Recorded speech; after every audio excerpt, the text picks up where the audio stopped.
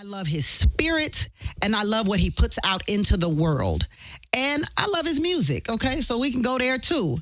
Please welcome to KJLH, Radio Free, the Tammi Mac Show. Give it up for D Smoke! Thank you for having me. D, hi! Hey. It's a pleasure to meet you, finally. Like, you right across the street, and I'm always around. Yeah. Yeah. Yeah, absolutely.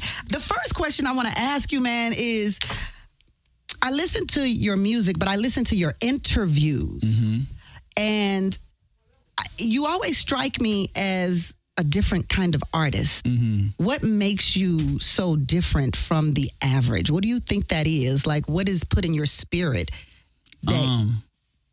I just have to attribute like my different outlook to my environment. You know, I have roots in Inglewood, of course, but I have a unique experience being from my family. You know, coming from a family of ministers, musicians, and people who made sure that the home was a very nurturing environment. But then leaving and being like, you know, we by no means had a silver spoon, so we knew well what the streets of Inglewood could teach us as well. So See, I think that balance. But this is what I want to talk about. You were born in the streets of Inglewood. You know what the streets is all about. And, you know, you've talked on several shows about that interaction between you and Snoop Dogg in that interview. Mm-hmm. And so when I say what makes you a different artist, there are so many popular artists that come out of the same thing you come out of. Mm-hmm. I come out of it. But why did you take a different, what was the one thing that made you want to go in a different direction? Because you could be out here rapping about hoes and killing. You could do that and you would be just as popular. Right. I mean, it's the family. You know what I'm saying? I come from a family of ministers, you know. My mom wrote the song My Help, one of the biggest gospel songs that I've heard many times on KJLH, you know, and other radio stations.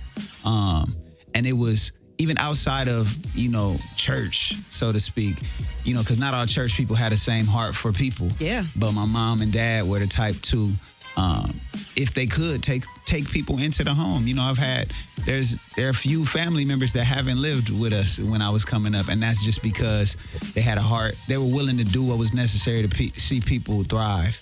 And I think me having an understanding that art and music has the power to do so, I use that as, you know, that's the tool I have, you know, and whatever my mission is, I can only use what I have at my disposal to accomplish that. And music, I can look back and see what music made me who I am, you know, the influences that both help me navigate the streets and help me stay myself, you know, because what people don't tell you is that the streets can actually turn you into something that you're not proud of if you completely give yourself to that. So I'm just grateful that, you know, the people who were surrounding me actually took a liking to me and took care enough to not let me choose it, because I'm no different. I could have very well chosen that path, but, you know, Pops came home from jail in enough time to be like, we ain't having that. You know what I'm saying? Yeah. So, and that's my privilege as a young black man. That's not something we could take for granted. You know, a lot of my homies didn't have their father in the house, you know, and I watched people go from the funny, playful, cool kid to, you know, pressing lines in the streets and stuff. And I just, you know, was fortunate enough to have some guidance. You know what's interesting when you say the people in the streets were like, nah, I don't want you to go that way. Like, they even encourage you to go. It's something about people in the streets who can recognize when there is a higher calling for somebody else who is of the streets. Yeah. Because I remember people telling me, you know, back in the day, like, nah, you gonna get your lesson. You gonna get your lesson, you know, when I wanted to hang out in the streets. So there is something very intuitive about people who are about that life. For sure. Yeah. For sure. And it's like fighters. Like, if you have options, they're gonna make you choose those. Like, I like boxing. You know what I'm saying? And so many people, I thought they were hating on me when I was boxing and competing. They were like, bro, you too intelligent or you too gifted to choose this.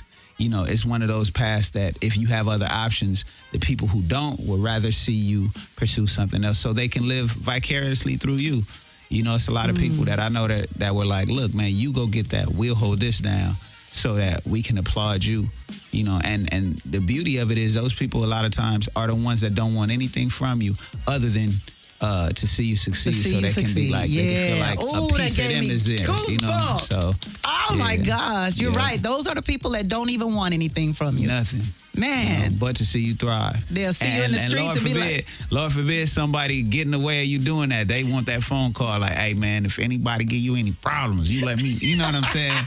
They like that, you know, so I be having to call the dogs off. No. You know, I be like, no, I'm good, bro. Don't We pull good. up on them. You know, we good. So let's talk about this boxing thing. So Broadway boxing. Yes. You say the people back when you were boxing, they wanted you to move in a different direction because of your intellect. People saw that. Mm-hmm. But you still have a desire inside for the boxing world. For sure.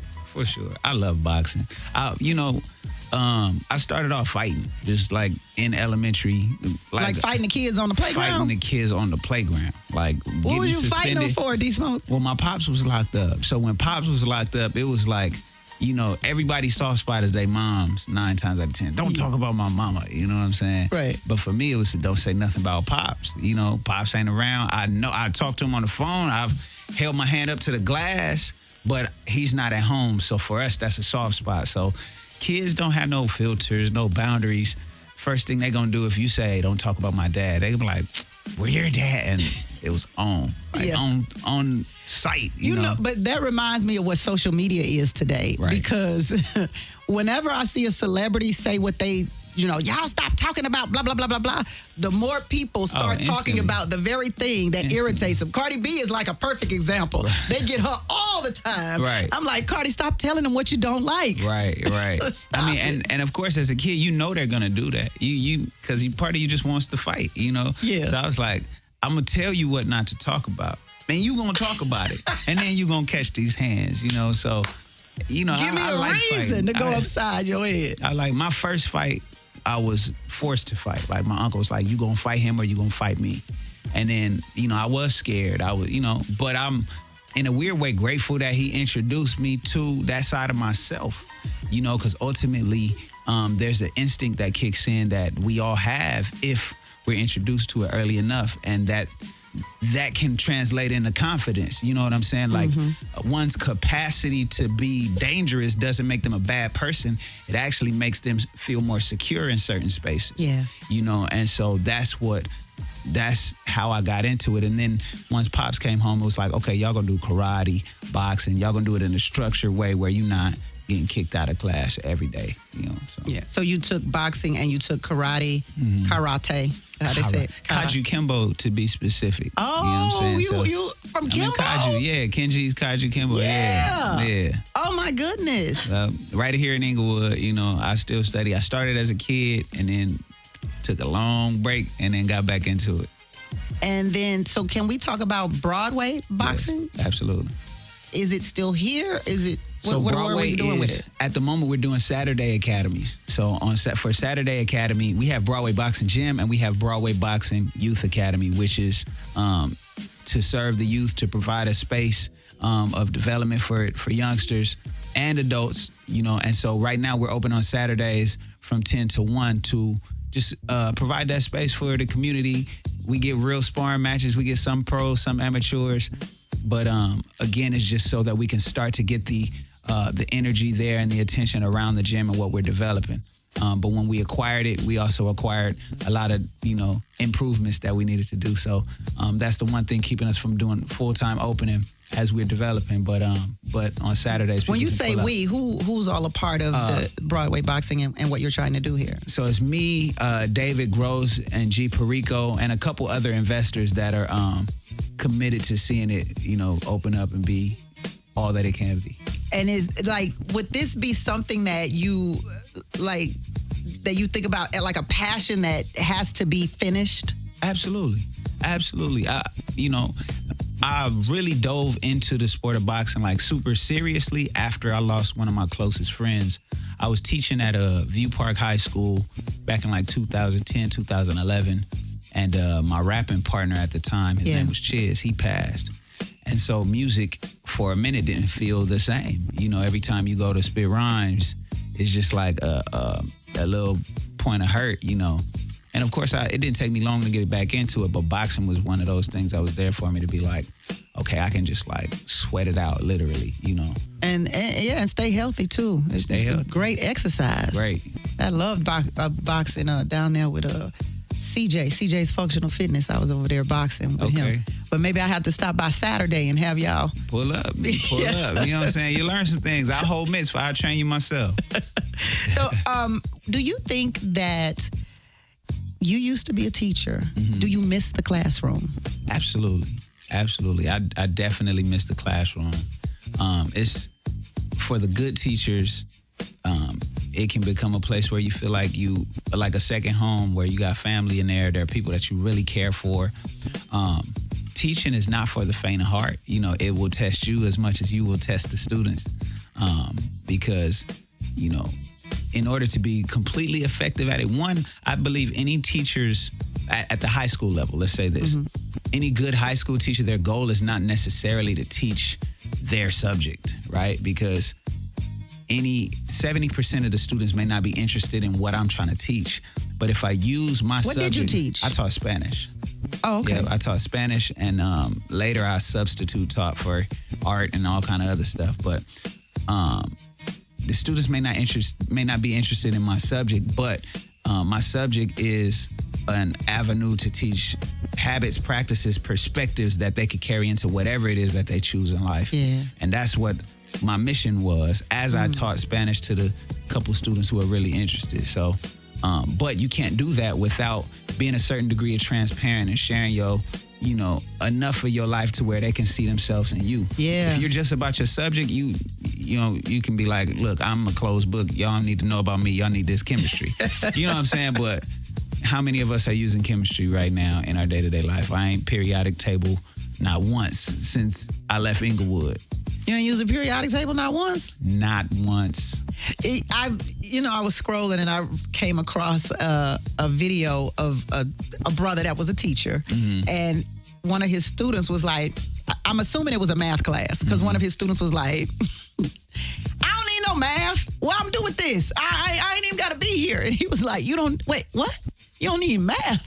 Oh, he was like, nah, I don't need no math. He said, well, okay, so if you don't need math, if you get paid $10 an hour and you work for, 15 hours, how much you get paid? Whatever he said, it was wrong. And he said, well, I don't need to know that. Somebody else will tell me that. He said, yeah, but somebody else going to tell you wrong and steal your money. So I don't know. I don't know that there's a lot that I do believe that we do need more subjects that pertain to life. For sure. And there are ways to teach things that are directly applicable, right? We need basic math, right? We're not talking about like elementary math. Everybody needs to know how to put things together and quantify things.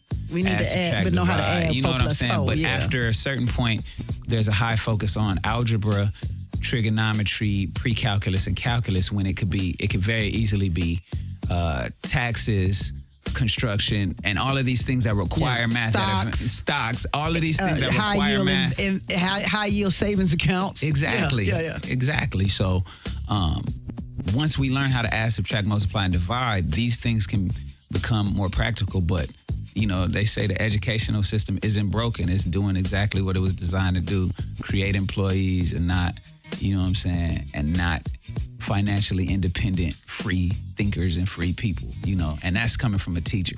Did you become a teacher for the money? No. I was in the nonprofit world at first. I was directing an outreach program called SHAPE out of UCLA.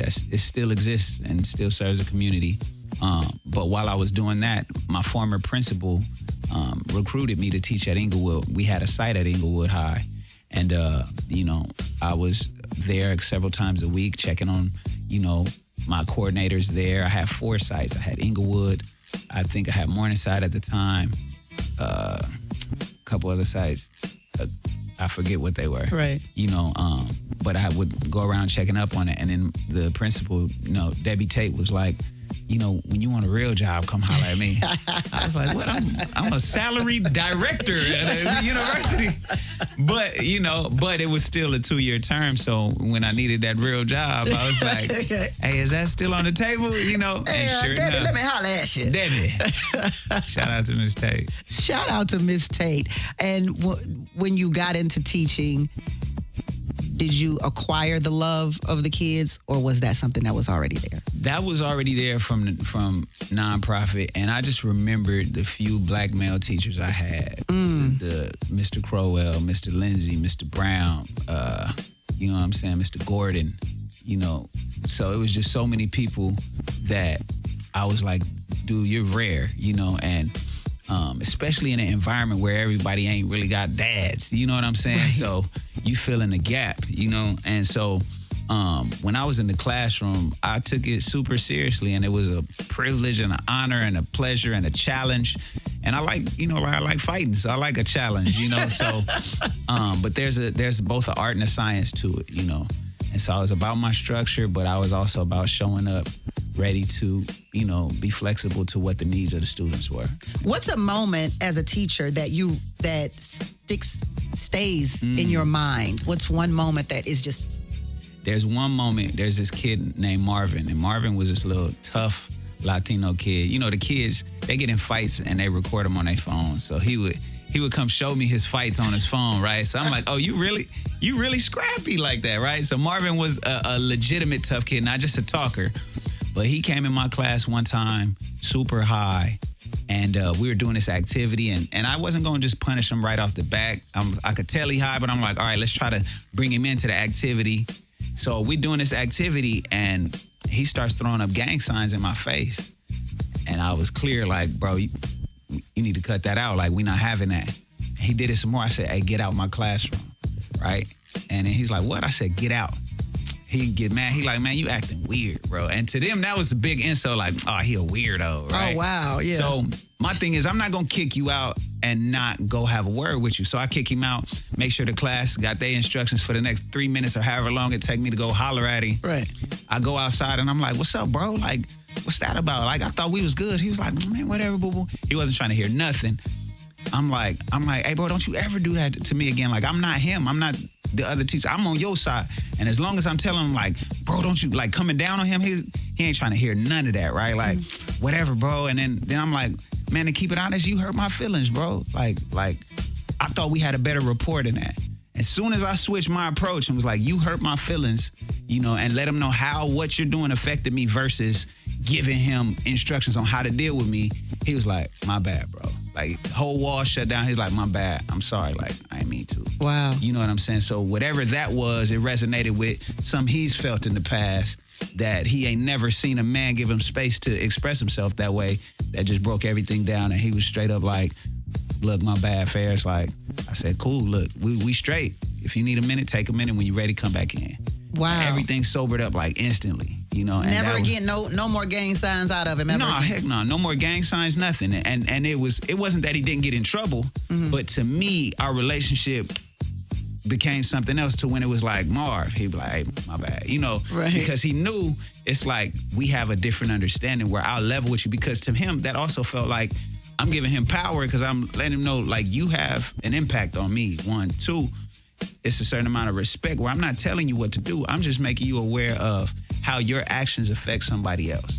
And now because sometimes the bad kids be the most responsive or responsible because they have more free reign to either get it right or get in trouble. Yeah. And they do a little bit of both, you know.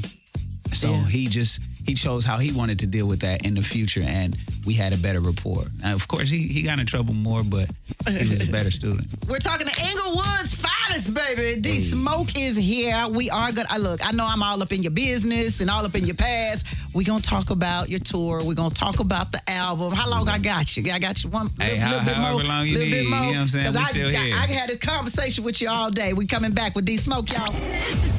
From D Smoke. Some help from one of my favorite artists, Lucky Day. Incredible artist. Lucky Day. I've had him in here a couple of times. Yes. And he's so dope. Just so dope. Nice to hear the two of you together. Yes. Maintaining a higher frequency. You know what I'm saying? Somebody got to do it. I was breaking down some lyrics to a few of your songs. I wanted to talk to you about the lyrics of your songs, but talk about Frequency is the new single that's out now. Yes. I like the visuals too. Absolutely. Yeah. So what inspires Frequency? Frequency is like a must-have for this project. This song is called "Wake Up Super," and in a world where artists there's a lot of formulas that come out every day.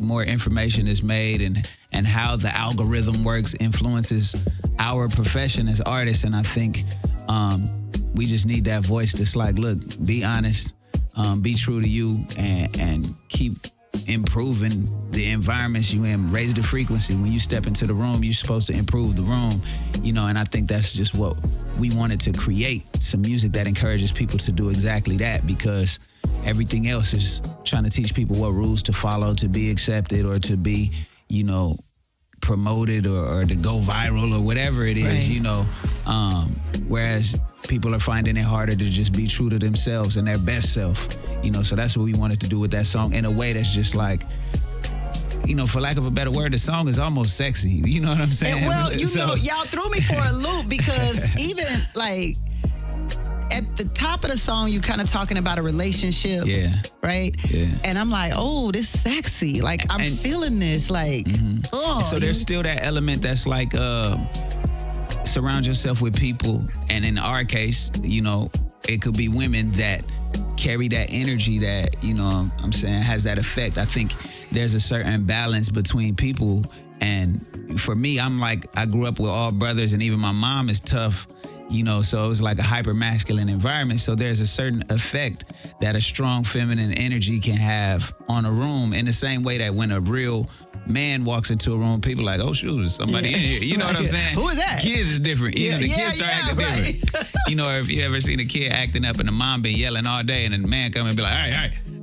They sharpen up, So in the same sense, frequency implies that some of that higher frequency is achieved by surrounding yourself with quality people, a quality woman, you know what I'm saying? In his case, my case as well. So there is that. And even at the second verse, why they choose to follow rules, our pursuit is eclectic. As we progress, we keep them queens up in our section, we maintain a higher frequency. You know what I'm saying? Yeah. So it's kind of like, in a world that's selling sex and all this stuff, it's like you that's not gangster no more. You know what I'm saying? To have them all around, not the low hanging fruit. You know what I'm saying? The low hanging fruit. What they was calling? I saw some online. They was calling them tilapia. What? They was calling the O's tilapia. You know what I'm saying? And it just had me dying laughing. Tilapia. They said tilapia. I said, man, that's bottom feeding fish, right? It's damn near factory produced fish. Yeah, that's true. Farm raised, bottom feeding, all of the above. Whereas, around here we need the wild caught, and it might be sea bass. Okay. Let me stop talking. All right. Look, okay, I got you. Quality, in here, I hear you say, I bought my wife a range, and I'm still pushing the Honda. I was when I wrote it. Since it came out, I went and treated myself. I got my old school, and so I did. I gave the Honda away. You know what I'm saying? You just gave it away? Gave it away. Okay. And because to somebody that I love and care about, and but I got I ain't even gonna give them no free commercial, but I got an electric car, and it's not a Tesla. Okay. You know what I'm saying? But I got me an electric car. That's beautiful. It's a luxury vehicle. Is it a Hummer? A Hummer? No, I ain't get no Hummer. Oh, okay. No. No, because they have electric Hummers. Oh, do they? Yeah. Okay. They have electric... No, I didn't get the electric Hummer. Okay. I'm just making one more. Oh, okay. Fast. I wouldn't guess then. I wouldn't guess. What was you about to guess? I was gonna say the Mercedes. What is it? The EQS? No, it's not that. Oh, okay. Then I don't know what it would be after that then, because you say it's fast. I got a Lucid. Oh, they're so beautiful. It's I didn't know they were beautiful. fast, though. It's fast. It's unnecessarily and ridiculously fast. and I've never been a racer by any means, but Right. every once in a while, You press the gas. I might just. It's not the gas. It's the Oh, accelerator. that's right. It's no gas. I press What the am I saying? accelerator. There is no gas. Hey, this 2025. You know what I'm saying? So, D Smoke, we are here with D Smoke. Are there more songs on the album? Because I only heard 2 of them. Oh, it's So what am plenty. I It's 14. It's 14 So songs. why I don't have the whole thing? I don't know. No, the album comes out on August 26th. I read that it was August 13th. Was it pushed back? I don't know where you read that. We gonna have to reprimand the person, your informant. Yeah, Yeah. for true. But no, it comes out on the 26th. Right now there are 3 songs out. We led out with No Passes, which is me featuring Mike and Keys. Incredible production duo that did a lot of Nipsey Hussle's work, a lot of Snoop Dogg stuff. I mean, they've done all kind of artists that I can't even begin to name. But we collaborated on that piece. And so that was more for the rap fans to let them know we back outside, Oh, okay. you know, All right. rapping. Did And you then- know Nipsey Hussle? Not personally. Okay. No, I had met him once, just randomly. And it just so happened, even though he was on Rhythm and Flow, I was at a different location on the episode that he came on. Oh, okay. You know, but I didn't know him personally. No, that was who I wanted to work with. Right when I finished the show, that was who I, was like, I would love to collaborate with him. And unfortunately, shortly after we finished filming, he passed. Yeah. So. But yeah, it's more music. You were talking and I cut you off. I'm sorry. Oh no, I was just saying it's coming out on the 26th. 26. Yeah. Make sure you look for it. You were on Rhythm and Flow in 2019. Did you ever expect this from your life? You have 3 Grammy nominations. One of them, I don't even know what it means. So I thought I'd ask you, what is best engineering album, Best engineered non-classical? So best engineered album, it speaks to the quality of the recording itself. And that one was for the song that I did with Robert Glasper. That Robert Glasper, man. Yes. Heat. Yes, so that was for Shine. So Robert Glasper, and I got nominated for that because I engineered, my part. I record myself often.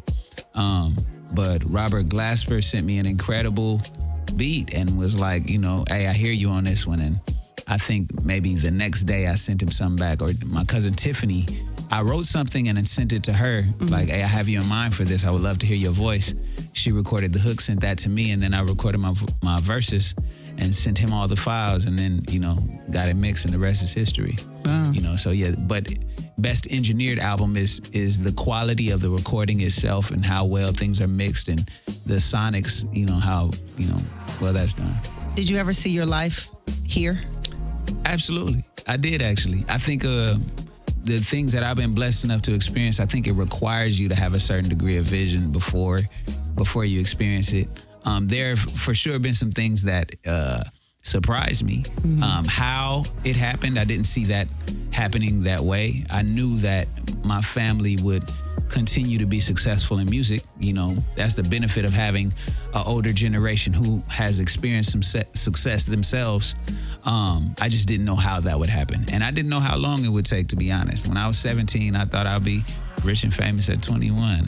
Well, but they are rich and famous. God didn't have it that way for me. Yeah, I look, when I was 20, I thought I'd be rich and famous. When I was 30, I thought I'd be rich and famous. When I was 40, I thought I'd be rich and famous. I don't know if the cards are up yet. Man, and I done got rich, lost rich, got rich again. You know what I'm saying? So, yeah. How do you do that? How do you get rich and lose rich and then get rich again? What is it that makes that happen? D Smoke in the building, y'all. D Smoke is who we're talking to. The album is out on the 26th. Yes. Get rich, lose rich. I mean, nobody is immune to experiencing seasons in their life. You have harvest season and you got seed time and harvest, right? There are moments when all of the work that you've been putting in is planting seeds, and then you don't see the immediate return on it. Then all of a sudden the phone comes I have a line in the song where it's like, I love when the phone rings. It's money on the other side, like the vault door of my own bank. Yeah. You know, like Moses on the mountain, the future's written in stone. You know, so it's the unexpected calls that are like, man, I don't know where this came from, but all the seeds that I planted were paying off. But then, you know, and nobody's immune to dry spells as well, where it's like, okay, here's the time where I got to go back in and work on me. I have, as an artist who makes honest music and is not a puppet to the industry, you kind of just got to take time to live so that what you're making is informed by new experiences. Yeah. Otherwise, you just regurgitating what you think people want, you know. I had one of my favorite lines in one of your songs is, I think it's Let Go. Let Go. Okay. Go. One of my favorite lines is, because that was during the pandemic. Yes. And no, I got to find it. I've never even performed that song. You never performed it? I mean, we know. On BET Awards, I did. The BET Awards, when it was during the pandemic and we had to record our performance. Yeah, when you say poor babies fighting depression, been writing them essays to graduate with no stage on Zoom. I'm like, wow, send me the link. I'll check into your room. Cyber congratulate you. I'm like, because in 2020, then purposely agitate you, like asking questions like, why you, what I say after that? Yeah. Wish you had more flex. Let me see. What'd you say after that? Ask questions like, how you supposed to protest no chest? With no chest. Yeah. Right? Yeah, you ain't been in the gym or none of that. Just, I really, that time was tough. And it was particularly tough for me because that's immediately following my big break. So we literally had $2 million on the schedule that just one by one the calls came in like, of course we're canceling this because the world is shutting down. So it's like, and $2 million is just the immediate monetary amount of contracts that they had to cancel that they didn't have to pay because of the circumstances. Most of the time, it's like, if you cancel on me, you got to pay me at least half of what we agreed on because I locked in the date. But under those circumstances, like, this is not happening. $2 million is just an immediate amount within 6 months. The adverse or the residual effects of not being able to, in your biggest moment, meet the demand of showing up and connecting with people personally, because that's where you really forge like core fanships, you know, by getting in front of them and showing them that I'm the person, the tangible version of what you've seen on the screen, you know, and so we're still going back and making those strides. A lot of people, I just posted a freestyle and so many people are in the comments like, most underrated ever. You know what I'm saying? You know, they get to experience I saw the freestyle, the internet version, but they don't know that everybody's path is different. And that was a big part of mine. Like, the world shutting down right when I had my big moment. You know, that was something we still like.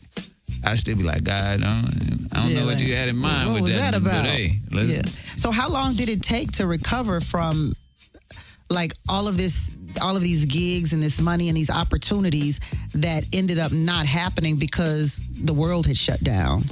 I mean, well, thank God I didn't just go out and buy a Ferrari right away. So it was like, you better than me. I would have. You better than me. I would have been just took a risk. $250,000 check and go get a $250,000 car. Car, right? Nah, crazy. That it would be on luxuryrentals.com. But no, you know, I was smart in certain ways to make it last, you know, survive the drought. But they were also pushing a lot of cyber content and all this stuff. So we were still getting paid to do stuff. You know, it wasn't my favorite concerts, but I did some digital concerts and whatnot.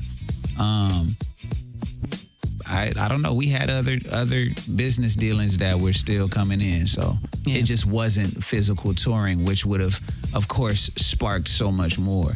Yeah. You mentioned getting out there is what you do to connect with your audience. And I was watching one of your interviews and you talked about someone who taught you the difference between your music being liked and your music connecting. So how do you connect? Because I hear a lot of artists say, you know, well, nobody has to like it. It's just for me.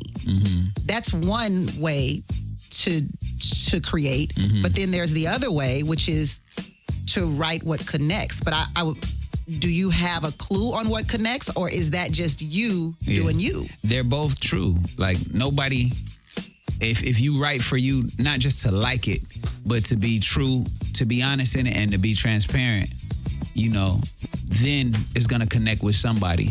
It's two parts to music. It's the what and it's the how. The what is like, am I gonna talk about something that people are usually too guarded to share? Right. Something that might hurt or something that might be not common to really speak on. And then the how is, how do I put this together in a way that is ear candy at the same time? Yeah. My favorite, that's why frequency is what it is. Like, it's going to make, you could put frequency on and get lost in your house doing the dishes, or you could put frequency on with your significant other, but it's still planting them seeds, So the how is us making some music that people going to really vibe to. The what is, hey, look, we're going to be super intentional. And it's funny, I played my album for somebody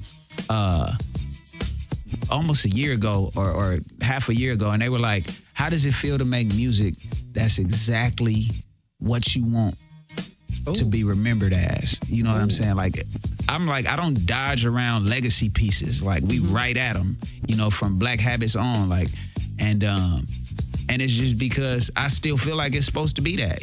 That's why I'm here at KJLH. Stevie, we forget that back in the day, Stevie was popular music. You would get that degree of content, soul, honesty, art at the highest level of music. Not like everything up here is watered down and you got to dig deep at the bottom of the barrel to get some soul food. Like, what is that? Like, even Nipsey Hussle said, like, what did he say? I'd rather be at war with the world and at peace with myself than at war with myself and at peace with the world. Like, I'd rather go out and be like, all y'all wrong. You know what I'm saying? I'm catching all fades versus I know I'm wrong on the inside, but it's working and they applauded me and I got gold on and all that stuff. Like, I have a harder time not firing on rappers. You know what I'm saying? Like, I think rappers should get punched more. You know what I'm saying? But that's my unorthodox take. Wait, so are you not a rapper? No. If we gonna ask yes or no, no. God, no. I'm an artist. By title. Do I rap? For sure. With the best of them. Unapologetically. But if you give me if I get one title to choose, I'm not gonna say I'm a rapper. You know what I'm saying? So. Okay. I can roll with that. I'm in agreement, but then you don't care because if you at war with the world. You know what I'm saying? No. I mean, when I respect people's opinion, then, I take it into consideration. I love it. We are talking to D Smoke. I'm going to do a commercial, come right back, then I'm going to let you go. For sure. All right, let's do it. Radio Free. For the new album, the tour is Wake Up Super, right? Yeah, absolutely. The Wake Up Super Tour. There it is. And we waking up. I think you woke up somebody that's on the line right now. KJLH, hi. Hey. I think I know that How voice. you doing? Yeah, better. What's up, Stevie? It's your boy. How you doing? How you doing? Oh, man, we gotta I'm fine. Sure we gotta cancel this one because we're in the same room. Is that what it is? Oh, I see what's happening. Stevie. Yes. How are you? I'm good. Listen, I haven't heard your album yet, but I'm sure it's great. Thank you. It's great to have you at KJLH. I say that as a fan. Hey. And we met a few years ago, and I said to you that I was your friend for life. Yes, sir. And that's what I mean, and that's what I said. Stevie. But it's great to have you on KJLH. It's really an absolute pleasure. For those who are listening, Stevie has showed up for my family in immeasurable ways. Before we knew that I would be losing my mother, he showed up to her 60th birthday party. And whereas he said, he might not sing, he got up there and did about 4 songs straight, all of our favorites. He did a new rendition of Happy Birthday, a new rendition of Isn't She Lovely, or My Sherry Amore. And then, when we lost her, he showed up again for our family. And but he didn't wait till a crisis to show up. He called me in and told me about his favorite parts of my album, including the interludes and the small touches and voices here and there.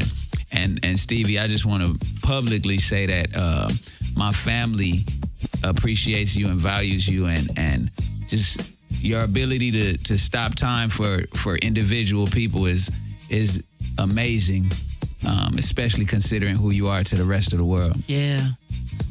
Well, I got to say to you that realistically, when you say my family, I already am a part of our family. Absolutely. So there we go.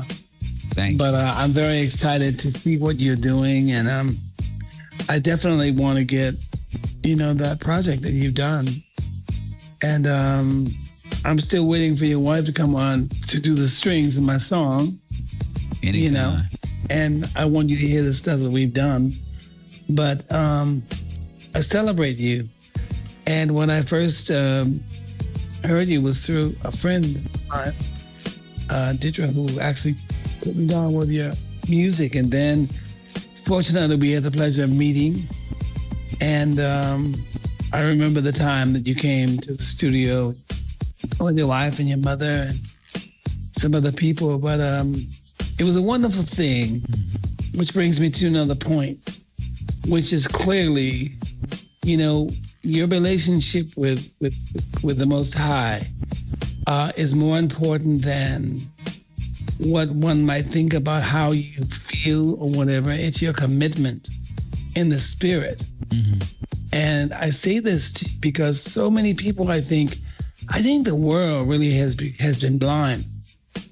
I think that the sad thing about it is at that time, whenever all this stuff happened way back, way back,